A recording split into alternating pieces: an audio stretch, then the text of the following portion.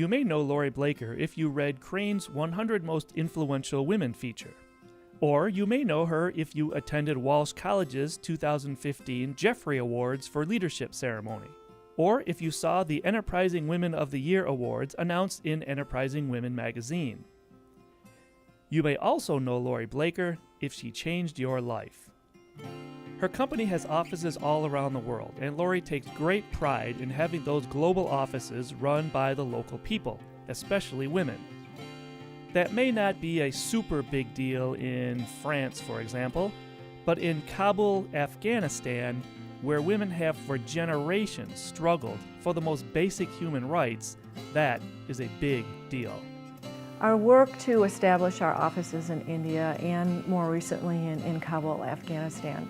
Obviously we're going in, we've got a business reason to be there, but when I look at Afghanistan, for example, we're not going in there to have thousands of employees and make millions in revenue. This, to me, is more a community service type effort, a humanitarian effort where we've taken a look at the plight of women in that market. I've worked with a lot of Afghanistan women, both here in the United States and around the world, and the conditions and the issues that they face every single day made it, for me, a more personal mission and going in to see what could I do to help support these women as they're coming out of 30 years of war, and they're still in a state of war, even today.